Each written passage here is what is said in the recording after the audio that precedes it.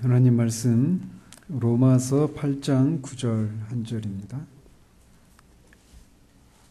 로마서 8장 9절 한 절입니다. 같이 읽습니다.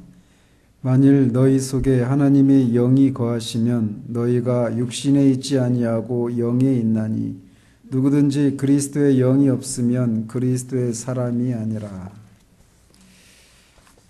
우리가 지난주에는 우리가 받은 구원 중에 죄로 인해 영적으로 죽어있는 우리를 성령을 통해서 우리 영혼을 살리시는 그 구원의 그 영혼을 살리신다라고 하는 그 구원의 한 측면에 대해서 우리가 살펴보았습니다. 지난번에도 한번 말씀을 드렸지만 지금까지 우리가 그리스도와 성령을 통해 하나님께서 우리에게 베푸신 구원의 다양한 측면들을 정리해 볼 필요가 있습니다. 저는 하나님께서 우리에게 베푸신 이 구원의 다양한 측면들을 생각하면 할수록 우리가 받은 구원이 얼마나 완벽한 하나님의 작품인지 다시 한번 놀라게 됩니다. 그래서 우리가 맨 처음에 살폈던 것이 죄 사함이었어요. 우리가 구원이라고 하는 것은 죄로부터 구원인데 죄로 인해서 파생된 그 모든 비참함과 거기에서 따라 나오는 그 모든 어떤 결과들로부터 완전히 회복하는 것, 이게 구원이라고 말할 수 있단 말이죠. 그래서 처음에 우리가 살폈던 것이 죄의 사함이었는데 그건 왜냐? 우리가 죄를 지었기 때문에 죄에 대한 책임이 있다는 것이죠. 그래서 하나님으로부터 하나님께 죄를 지은 그런 죄인이기 때문에 죄를 용서받을 그런 필요가 있는데 우리에게 베푸신 첫 번째 은혜가 죄의 사함이라고 하는 사실을 우리가 살폈습니다. 그리고 우리는 하나님 앞에서 죄인으로 이렇게 정죄받은 그런 상태에 있어서 법적으로 우리가 더 이상 하나님의 정죄 아래에 있는, 하나님의 진노 아래에 있는 그런 사람이 아니라 법적으로 완전히 하나님 앞에 의로운 사람이 되었다라고 하는 그런 하나님의 법정에서의 선언이 필요한데 그것이 바로 칭의라고 하는 사실을 우리가 살폈습니다. 뿐만 아니라 죄는 우리로 하여금 우리를 죄의 종로로 타고 또 사망의 종로로 타고 사탄의 종로로 타는 그런 노예 상태로 우리를 전락시키고 말았습니다. 그래서 그런 노예 상태로부터 우리가 해방되는 것이 필요한데 그게 바로 구속의 은혜라고 말씀드렸어요. 뿐만 아니라 죄는 우리 안에 하나님을 향해서 대적하는 그런 마음이 우리 안에 생겨나게 되었다라고 말씀드렸습니다. 그래서 하나님과 우리 사이에 원수 관계가 형성이 되었는데 그 원수 관계를 회복하는 것이 필요한데 그게 뭐냐? 바로 화목이라고 하는 것을 말씀드렸어요. 뿐만 아니라 우리는 각종 위험에 노출되어 있는데 그 각종 위험으로부터 해방되는 보호하심을 받고 해방될 필요가 있는데 그런 것들을 구원이라고 총괄적으로 말씀드린다고 하면서 말씀을 또 살폈습니다. 이렇게 죄사함과 칭의와 구속과 화목과 구원 이런 은혜를 우리가 받았어요. 뿐만 아니라 죄는 우리를 온갖 더러움과 하나님이 아닌 세상을 섬기는 그런 상태로 우리를 전락시키고 말았습니다. 그래서 우리를 세상이 아니라 하나님을 섬기는 사람으로 우리를 구별시키는 이 일들이 필요하고 우리를 죄로 인해서 생겨난 모든 온갖 더러움에서 우리를 깨끗하게 하는 이런 일도 필요한데 그게 바로 성화라고 하는 구원의 한 측면이라고 하는 사실을 우리가 살펴보았습니다.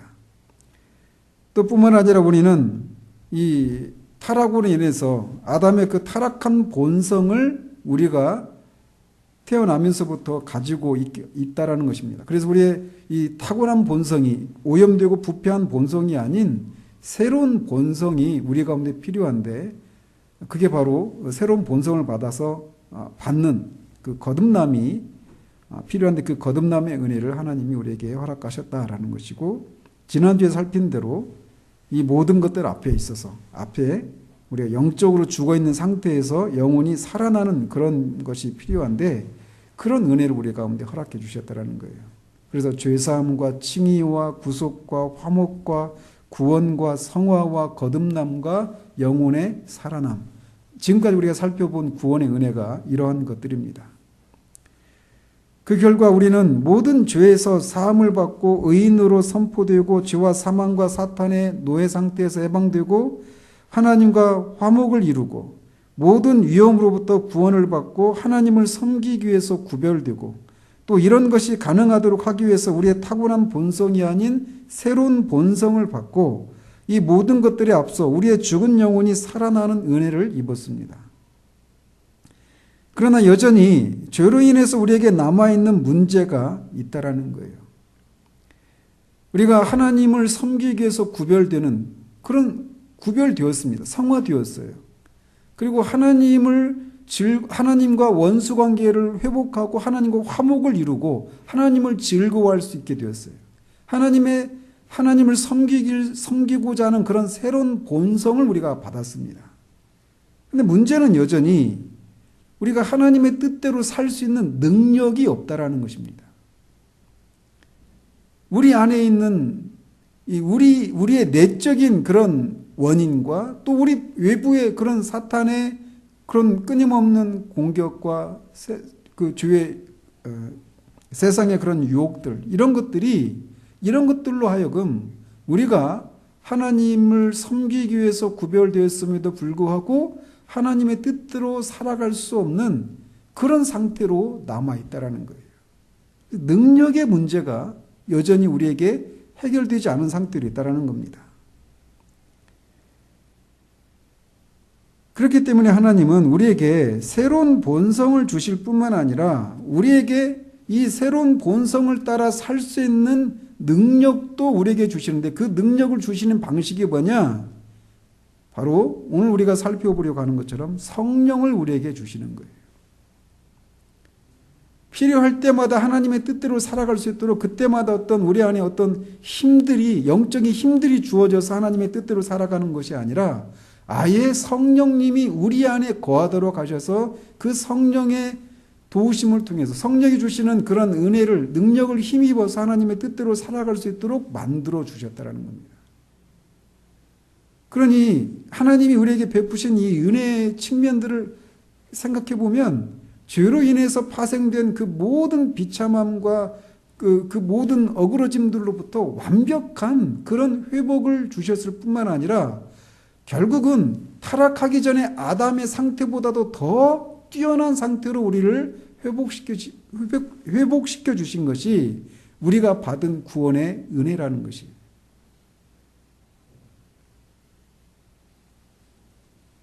오늘 우리가 살펴보려고 하는 것이 바로 이렇게 우리 안에 성령을 선물로 주셔서 우리 안에 성령이 거하시는, 내주하시는 이 사실에 대해서 우리가 살펴보려고 하는 겁니다. 성령은 그리스도께서 이제는 더 이상 함께 할 수 없는 제자들에게 남겨주신 최고의 유산이었습니다. 얼마 전에 그 프랑스의 노틀담 대성당이 화재로 전소되었죠. 거기에 보면 우리 주님이 십자가에 달리셨을 때 쓰셨던 가시 면류관이 있죠. 가시 면류관이 그 성당에 보관되어 있다고 그래요.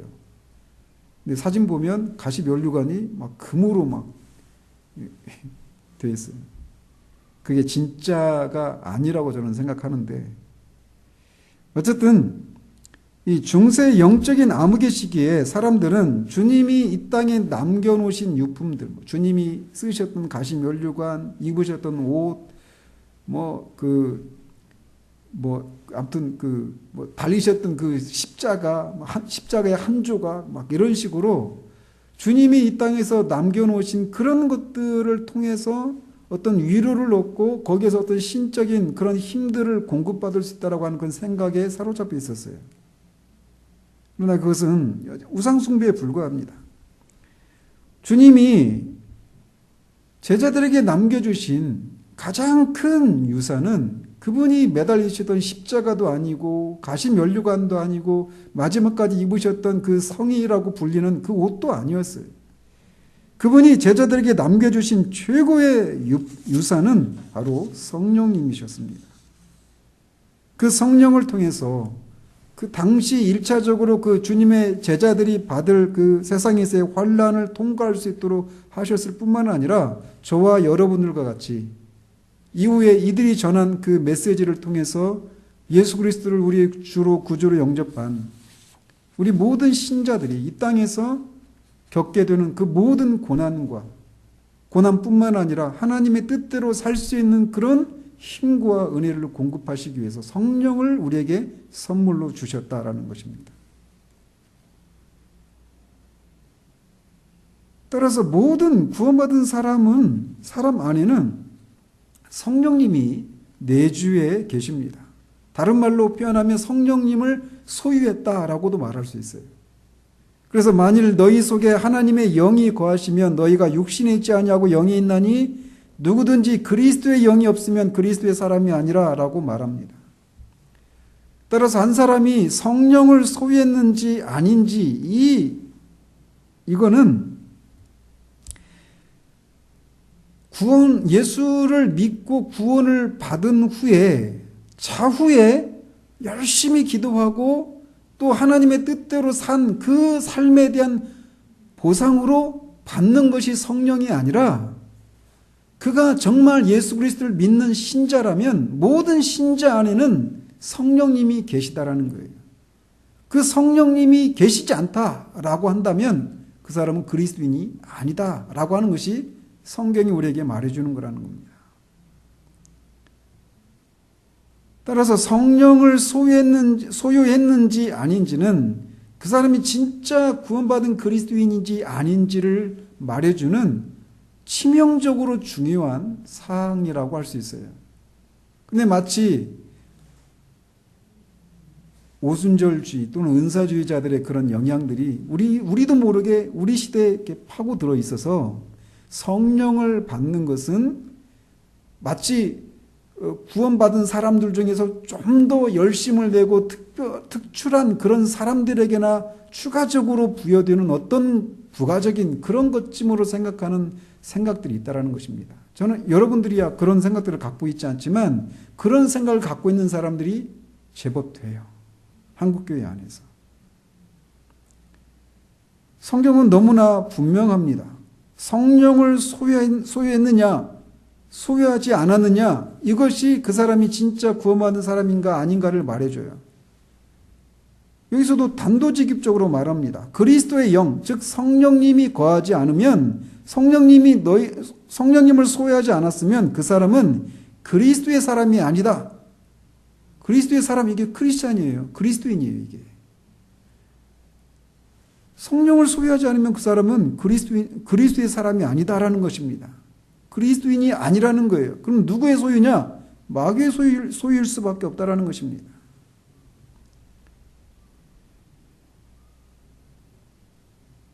그래서 모든 믿는 신자들은 구원받은 모든 신자들은 그 안에 반드시 성령님이 거하십니다. 한번 이제 뒤에서 살펴보겠지만 거하셨다가 언젠가는 떠나고 또 은혜를 구하면 다시 돌아오고 이런 식이 아니라 영원히 그 안에 성령님이 계셔요.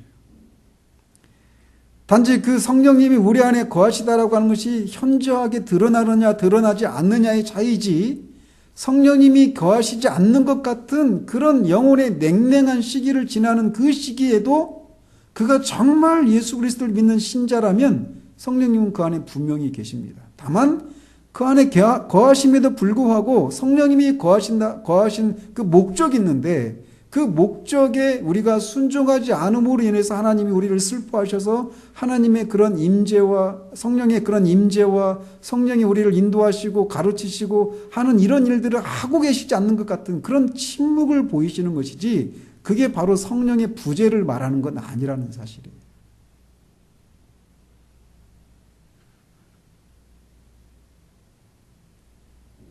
성령과 그리스도는 함께 하십니다. 그래서 만약 우리가 그리스도를 우리의 구속자로서 모시고 있으면 우리는 우리 속에 그리스도만을 영접하고 있는 것이 아니라 성령도 영접하고 있는 것이다. 성령을 소유하고 있는 것이다라고 말할 수 있다라는 겁니다. 그래서 성령과 그리스도를 따로 분리해서 생각할 수가 없어요.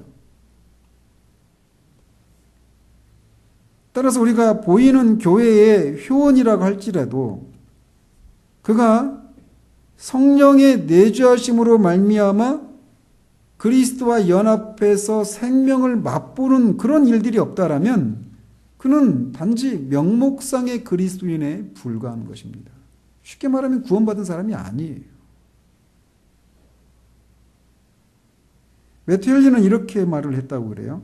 성령께서는 중생하지 못한 많은 사람들에게 찾아가시지만 그들은 반항하고 거부한다. 그러나 중생한 모든 자들 속에서는 그가 거하신다. 거기서 거하시며 다스리신다. 그는 마치 자기 집에 있는 사람처럼 그 속에 언제나 계시며 그곳을 지배하시는 것이다.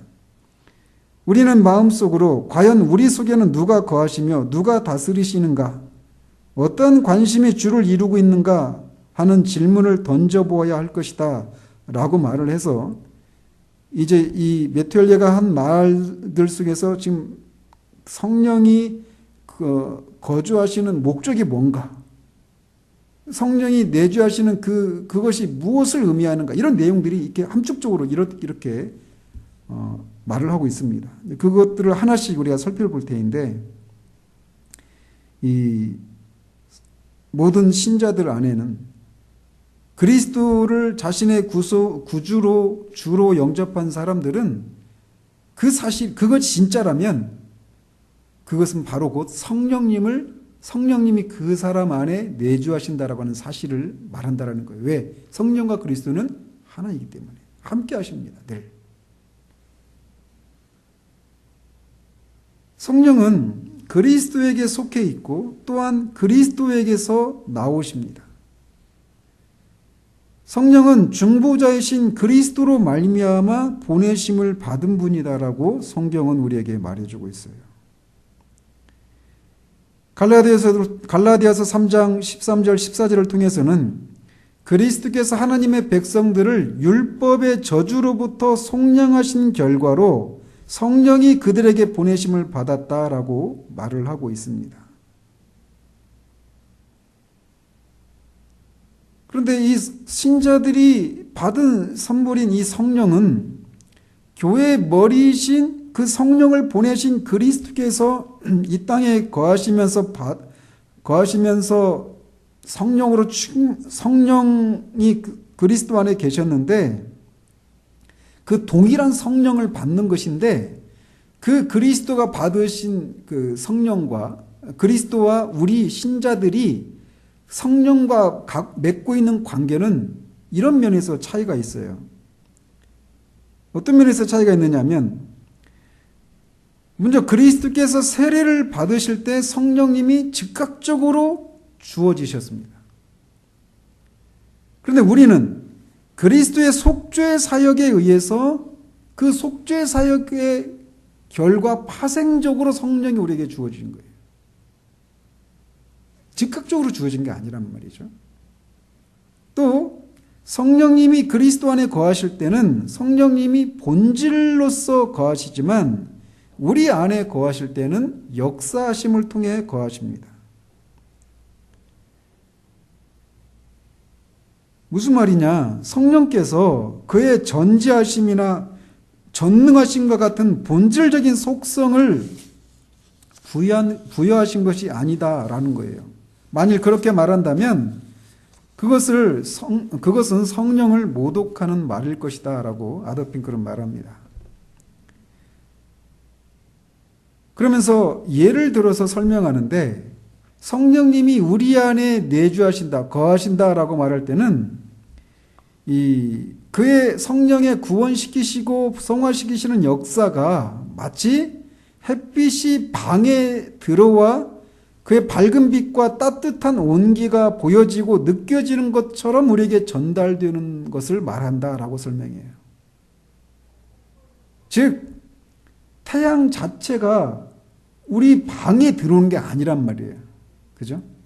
태양 자체가 우리 방에 들어오는 것이 아니라 태양에서 발생하는 빛과 열기가 우리 방에 들어와서 그 빛과 열을 우리가 느낄 수 있는 것처럼 신자 안에 거하시는 성령도 그리스도 안에 본질로서 거하시는 것과는 달리 역사하시는 방식으로 거하신다라고 아드핑크는 말해요. 이런 면에서 차이가 있다는 겁니다. 그리스도 안에는 성령이 본질로서 거하시지만 태양 자체로 거하시는 것에 비유할 수 있다면 우리 안에는 태양의 그 빛과 열이 우리 방으로 들어와서 그 태양의 그런 그 열기와 그 빛을 우리가 인식하고 그 태양이 역사하는 것을 우리가 느낄 수 있는 것처럼 성령님도 그런 방식으로 우리 안에 역사하시는 방식으로 우리 안에 거주하신다는 거예요. 이런 차이가 있다는 겁니다. 더 나아가서 성령의 은혜와 그의 인자한 감화력이 그리스도께 거했던 것과 똑같은 형식으로 그리고 또 똑같은 정도로 우리 안에 거하신다고 생각해서도 안 된다라는 겁니다. 왜냐하면 하나님께서는 그에게 주신 만큼 충만히 성령을 우리에게는 주지 않으셨기 때문이에요. 오직 그리스도에게만 모든 충만함이 거하는 것입니다.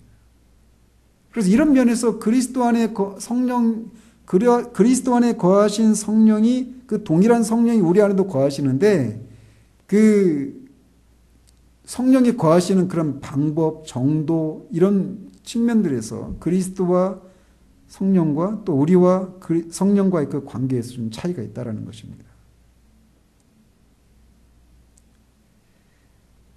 성경은 너희가 하나님의 성전인 것과 하나님의 성령이 너희 안에 계시는 것을 알지 못하느냐. 너희가 아들임으로 하나님이 그 아들의 영을 우리 마음 가운데 보내서 아빠, 아버지라 부르게 하셨느니라 라고 말해서 성령님이 우리 마음 가운데 거하신다라고 말을 하고 있습니다. 성령님이 이제 그 다른 곳에서는 이 마음을 영이라고도 표현하기도 하죠. 우리가 에베소서 강의할 때는 그렇게 말씀을 드렸죠. 아무튼 그래서 성령님은 우리의 마음 안에 성령님이 거하십니다. 그래서 성령님이 우리 마음에 거하셔서 우리 몸을 성령의 전이다라고 고린도서에서 말을 하고 있는데 그 사실은 우리의 몸을 이제 우리가 어떻게 사용해야 하는가를 우리에게 말해주고 있어요. 그래서 우리 속에 성령님이 거하신다면 우리는 그분의 그분의 속삭임에 귀를 기울이고 그분의 통치에 우리의 의지를 굴복시키고 그분의 거룩한 감화에 우리의 마음을 들여야 하는 것입니다. 그의 음성을 무시하고 그의 지시에 따르지 않으면 그리스도는 멸시를 당하게 되고 우리는 잃어버린 자들이 되고 맙니다. 그러나 말씀드렸던 것처럼 이게 실제로 우리가 잃어버린 자가 되는 것이 아니라 잃어버린 자와 같은 그런 상태를 경험하게 하시는 거예요.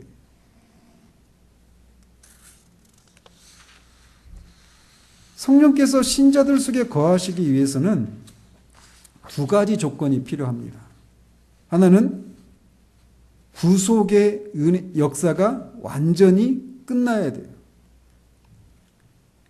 그래서 먼저 구속이 그리스도의 피로 말미암은 구속을 통해서 우리 죄로 말미암은 우리 영혼의 그 문둥병과 같은 죄로 말미암은 그런 그 병들이 깨끗하게 되는 일들이 먼저 있어야 돼요. 그리고 그 위에 성령께서 오시는 겁니다.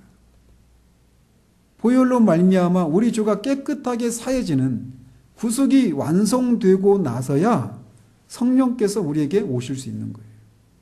그래서 그것을 구약에서는 예표적으로 보여주고 있는데 구약의 레위기 14장에 보면 이 제사장은 그 속건 제물의 피를 취하여 정결함을 받을 자의 오른쪽 귓부리와 오른쪽 엄지손가락과 오른쪽 엄지발가락에 바를 것이요. 먼저 이 속건 제물의 피를 오른쪽 귓볼이 오른쪽 엄지손가락, 오른쪽 엄지 발가락에 바르는 거예요. 피로. 그게 피로 말미암아 죄를 깨끗이 속한다. 죄를 속한다라고 그런 의미를, 그것을 상징하는 거예요. 그리고 나서 이 기름을 피 위에 바르게 했습니다. 그 피가 발려진 위에 그 제물로 드려진 그 짐승에서 나오는 기름 있잖아요. 그 기름을 또 똑같은 위치에 바르는 거예요. 그 기름은 성령을 상징하는 겁니다. 즉, 이 그리스도의 보혈로 말미암은 속죄 사역이 완성된 후에 그렇게 그리스도의 속죄로 말미암아 죄를 속한 사람 안에 성령님이 거하시는 거예요. 그러니까 반대로 성령님이 우리 안에 거하신다라고 하는 얘기는 우리가 어떤 사람이라는 거예요? 그리스도의 보혈로 말미암아 그 속죄 사유로 말미암아 우리의 모든 죄가 다 깨끗이 되었다라고 하는 것을 말해주는 거예요. 뿐만 아니라 이 구속이 완성되어야 할 뿐만 아니라 도덕적인 적합성도 있어야 하는 것입니다. 하나님의 영, 성령은 믿지 않는 반역도들과는 함께 거하시지 않으십니다. 그래서 하나님의 너희도 진리의 말씀, 곧 너희의 구원의 복음을 듣고 그 안에서 또한 믿어 약속의 성령으로 인치심을 받았다라고 말해요. 에베소서 1장 13절에서 말하고 있어요. 그러니까 성령을 받기 위해서는 복음을 듣고 그 복음을 믿는 그런 일이 있어야 한다는 것입니다.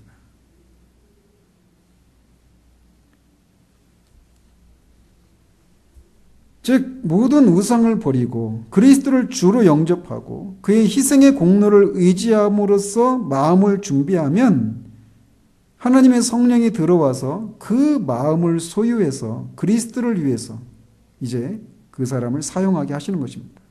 사용하시는 거예요. 우리가 우리 자신을 주님께 굴복시키면 그는 우리 몸을 성령의 전으로 만드셔서 우리의 헌신을 받으시고 또한 모든 사탄의 괴계에서 우리를 보호해 주시는 것입니다.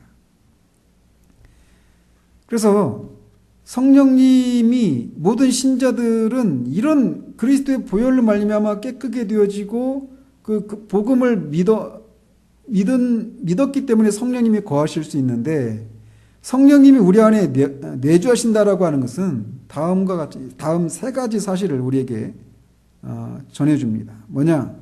첫 번째는 친밀함이에요.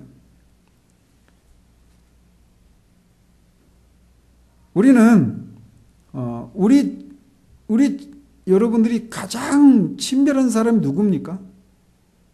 우리 집에 살고 있는 사람이에요. 각자의 집에 살고 있는 사람. 그런 것처럼 그리스도의 구속함을 받은 백성들의 마음속에 거하시는 성령 역시 그러합니다.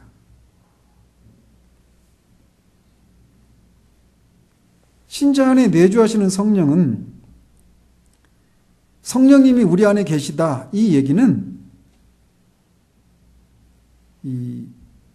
우리 안에 계신 성령님이 우리와 친밀한 그런 관계를 형성하시고 그걸 누리시기 위해서 우리 입장에서 그렇죠. 그분의 그런 친밀한 임재를 우리 가운데 드러내시고 우리로 하여금 그 친밀한 교제를 나눌 수 있도록 하시기 위해서 우리 안에 성령님이 거하시는 거예요. 따라서 성령님이 우리 안에 거하신다라고 하는 것은 첫 번째 그 사실이 우리에게 말해주는 것은 친밀함이에요. 친밀함. 근데 우리가 그런 생각하잖아요. 성령님 우리 안에 거하신다라고 할 때 이 요소를 놓치고 친밀함의 요소를 놓치고 마치 시댁 어른이 집에 한 번씩 방문해가지고 거기서 우리가 막 몸둘바를 모르고 이런 요소도, 그러니까 성령을 근심하게 하지 말라라고 하는 요소가 그런 요소도 있거든요, 분명히. 그런데 그 요소들이 마치 친밀함이라고 하는 것은 없이 그냥 무엇인가 어렵고 어떤 이 압박을 받고 뭔가 통제를 받는 것 같은 그런 것만 연상하기 쉬운데 성령의 거주는 먼저 그것이 먼저가 아니라는 거예요. 성령님 우리 안에 거주하신다는 얘기는 친밀함을 먼저 우리에게 시사해 주고 있다는 사실들을 우리가 기억해야 합니다. 또 내주한다라고 하는 것은 한 번 왔다가 떠나는 이런 방식이 아니라 영원히 거주하는 거예요. 그래서 성령의 내주는 지속성을 우리에게 또 시사해 줍니다. 통상적으로 이 구약의 성도들, 특히나 선지자들에게는 그런 식으로 평상시의 능력보다 훨씬 더한 능력을 주셨다가 그게 그치면 또 성령님이 떠나신 것 같은 그런 방식으로 우리 안에 거하시는 것이 아니라 방문하시는 그런 방식으로 우리 안에 오시는 것이 아니라 영원히 우리 안에 살기 위해서 오신다는 거예요. 그리고 그 성령님 우리 안에 이 일은 우리가 예수님을 믿을 때 우리 안에 일어나는 거거든요. 우리가 지금 살펴본 모든 일들은 성화의 이 실제적인 그런 거룩함을 이루어가는 그런 측면에서 점진적인 성화의 측면 이외에는 다 한꺼번에 일어나는 일이라는 것을 우리가 기억해야 돼요. 그래서 예수님을 우리가 믿게 될 때 성령님 우리 안에 거주하게 계시는데 성령님이 그렇게 우리 안에 영원히 거주하시기 위해서 들어오셨다. 우리 안에 들어오신 성령님이 떠나시는 일은 없습니다. 로마서에서 누가 우리를 하나님의 그리스도 안에 나타난 하나님의 사랑의 소리를 끊으리요 하면서 막 높음이나 깊음이나 이런 막 많은 경우들을 가지고 언급하잖아요. 똑같아요. 우리 안에 거하시는 성령님이 무엇으로 말미암아 그 성령님을 우리 안에서 내보내실 수 있는가? 없다라는 겁니다. 어떤 것도. 다만 우리 안에 거하시는 성령님이 우리를 슬퍼하시고 우리를 인해서 근심하시긴 하시지만 떠나시지는 않는다라는 거예요. 성령의 거주는 영원합니다. 영원히 우리 안에 거하시는 거예요. 그리고 거하신다라고 하는 이 말 속에는 주권을 우리에게 또 시사해 주고 있습니다. 성령님은 우리가 하나님의 뜻대로 살 수 있는 그런 힘과 은혜를 공급해 주는 마치 공급자나 어떤 일꾼과 같은 그런 분으로 우리 안에 거하시는 것이 아니라 우리를 소유하시기 위해서 주인으로 우리 안에 거하시는 거예요. 우리가 1차적으로 성령님이 거하신다라고 할 때 1차적으로 우리가 이것을 생각하잖아요. 그죠? 그런데 그 우리 안에 거하시는 성령님은 폭군으로 우리 안에 거하시는 것이 아니에요. 우리는 그분의 친밀함을 우리에게 드러내시기 위해서 우리 안에 거하시는 거란 말이죠.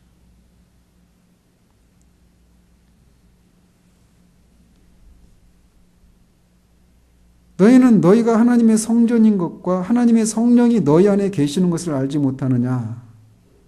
라고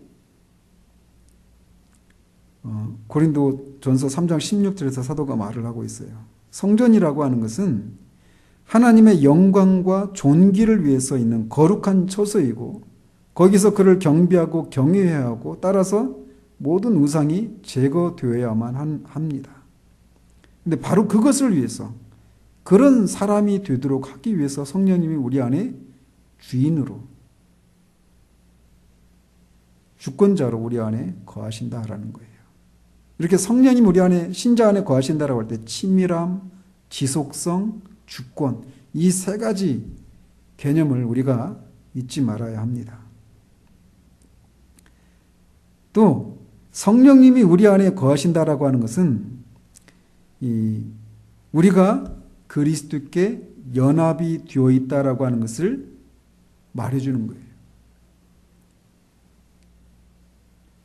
내주하시는 성령은 신자들을 그리스도께 연합시키시는 줄의 역할을 하시는 분이십니다. 그러므로 성령께서 우리 안에 거하시는 것을 우리가 발견하게 되면 우리가 그리스도께 연합되어 있다라고 결론 지어도 무방한 것입니다.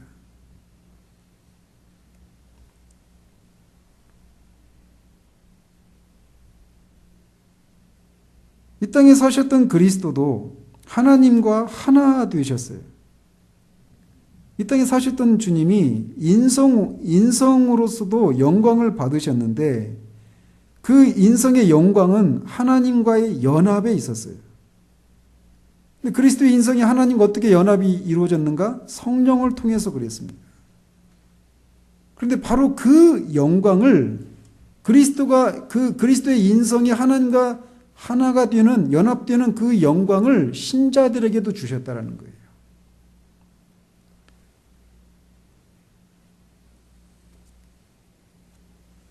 그러므로 성령은 우리를 그리스도에게 연합시키시는 줄이 되시는 분이에요.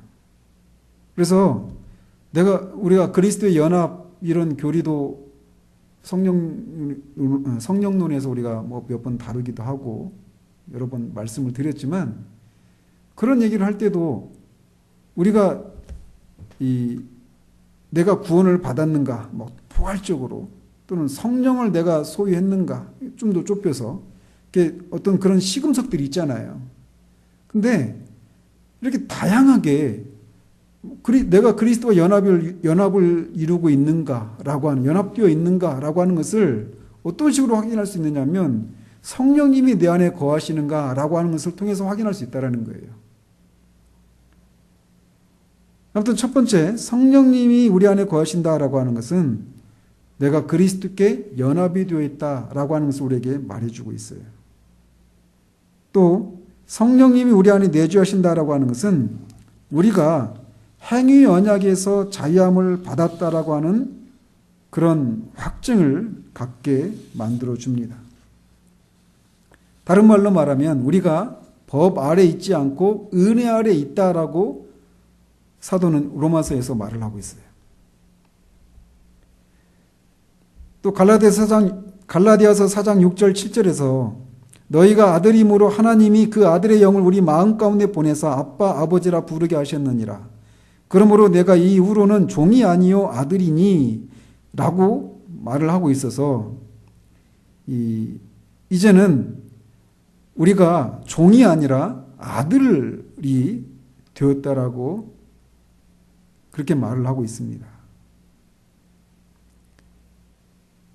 또 세 번째, 성령이 우리 안에 내주하신다라고 하는 그 사실은 우리가 받은 구원이 확실하다라고 하는 것을 보증해 주는 것이라고 성경은 말하고 있습니다. 그가 또한 우리에게 인치시고 보증으로 우리 마음에 성령을 주셨느니라. 성령님이 우리 안에 계시다라고 하는 것은 우리에게 주신 그 구원이 확실히 영원히 우리의 것이 될 것이 확실하다고 하는 그런 보증이 된다라는 거예요. 따라서 성령님이 우리 안에 거하시다라고 하는 것을 확인할 필요가 있는 거죠. 그렇죠? 뭘 통해서 성령님이 우리 안에 거하시다라고 하는 것을 확인할 수 있고 또 우리 안에 거하시는 성령님 우리 안에 거하시다라고 하는 그 증거와 열매가 뭔가 마지막으로 그걸 살피고 마치도록 합니다. 첫 번째로 성령께서는 누구에게 거하시든지 그 거하시는 자의 거하시는 사람의 영혼의 악함을 어느 정도 억제하시고 약화시킨다라고 핑크는 말합니다. 성령은 육체를 거스르나니 신자는 영으로서 몸의 행실을 죽인다라고 말합니다. 이것은 그분이 그 신자들 안에 거하셔서 신자를 거룩하게 하시는 특별한 사역의 일부분입니다.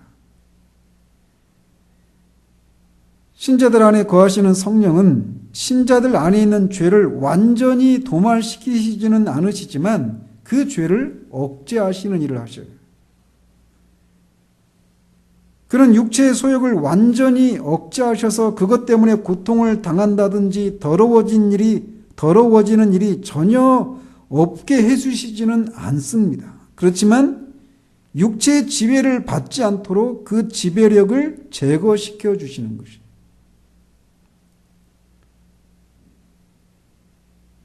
우리가 육체의 지배에서 완전히 벗어나는 것은 우리가 천국에 들어갈 때까지 이루어지지 않는 일이죠. 그래서 이 땅에 있는 동안에는 우리가 육체의 지배로부터 완전히 자유해지는 것은 가능하지 않아요. 그러나 그렇게 완전히 육체 소욕으로부터 우리가 더 이상 아무런 영향을 받지 않고 육체가 우리를 지배하지 못하게 되는 일들을 성령께서 하시지는, 완전히 지배에서 벗어나게 되는 일을 하시지는 않지만 어느 정도 그거를 억제하시는 일들을 하신다는 것입니다.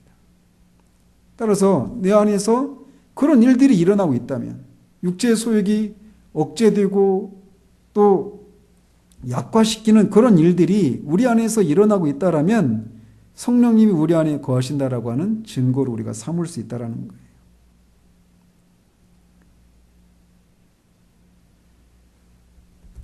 또 두 번째로, 성령께서는 누구에게 거하시든지 기도와 간구의 영을 불러 일으켜 주신다라는 겁니다. 이와 같이 성령도 우리의 연약함을 도우시나니 우리는 마땅히 기도할 바를 알지 못하나 오직 성령이 말할 수 없는 탄식으로 우리를 위하여 친히 간구하시느니라.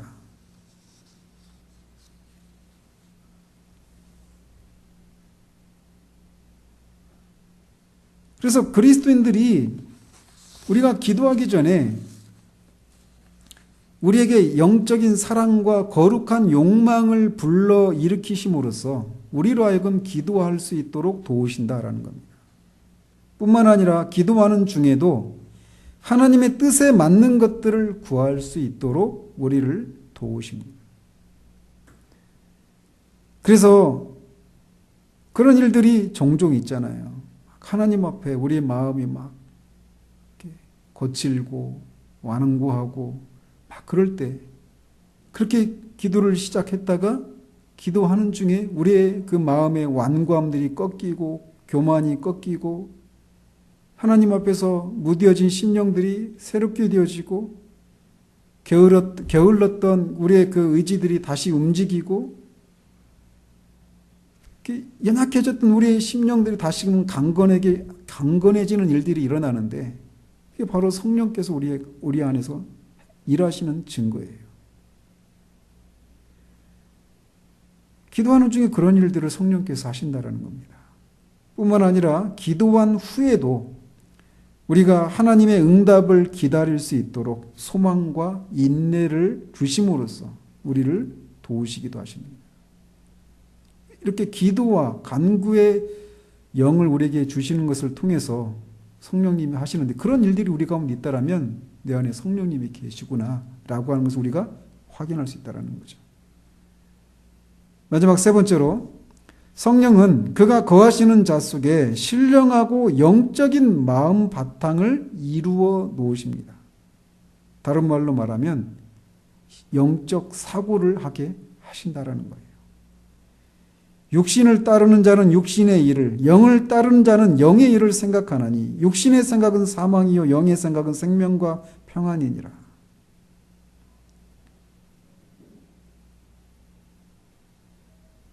만일 우리가 하나님이나 그리스도, 하나님 나라 등에 대해서 생각하고 그런 것들에 애착을 가지고 있다면 우리 안에 하나님의 영이 있다라고 말할 수 있어요. 그래서 항상은 아니라 할지라도 우리가 종종 이런 고백을 드린단 말이죠. 하나님이여 주의 생각이 내게 어찌 그리 보배로우신지요. 하나님의 뜻을 깨닫고 하나님의 생각이 무엇인지를 깨닫고 우리가 그런 고백을 드리는 거예요.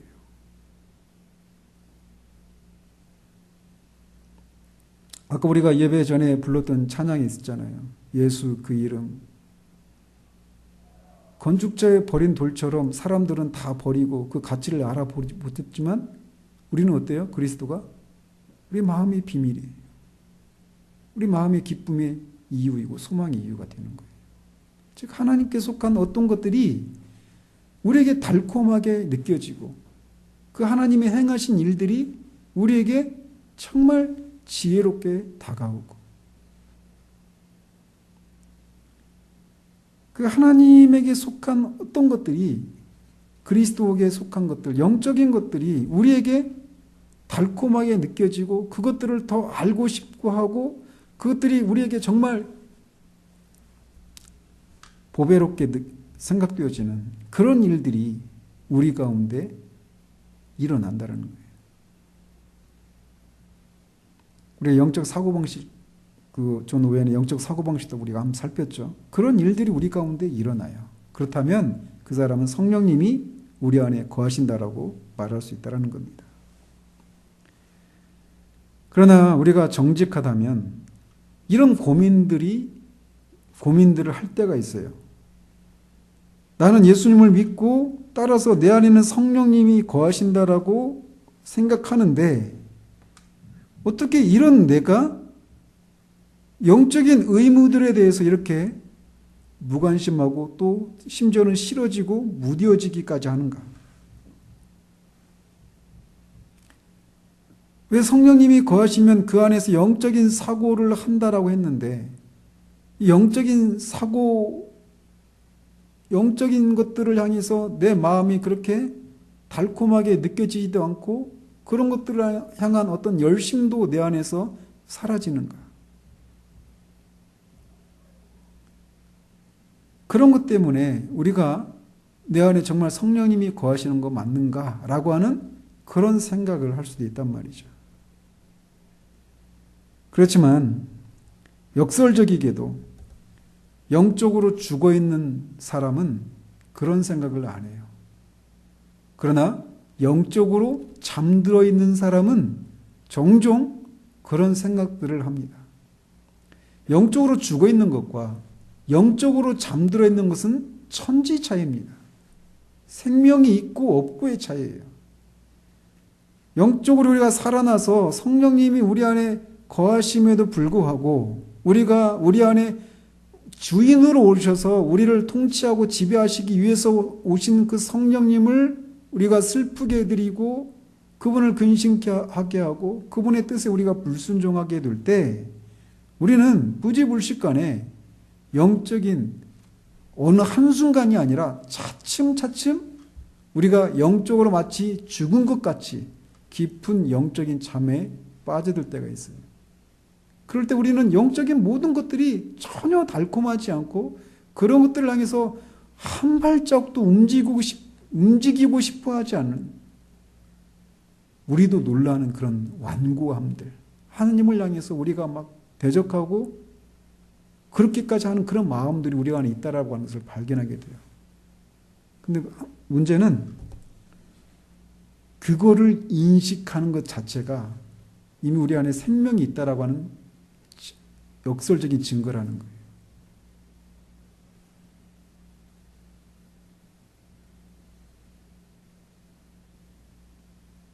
영적인 죽음은 중생하지 못한 사람의 상태이지만 영적으로 잠자는 상태는 수많은 중생한 자들이 겪는 질병이라고 아드 핑클은 말합니다.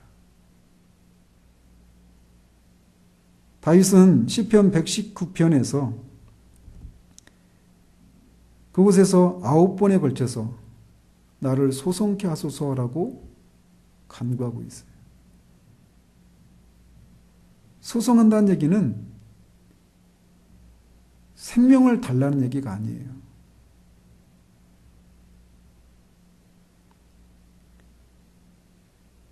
그런 일이 우리 안에 종종 있습니다. 그러나 영적으로 우리가 죽은 것 같이.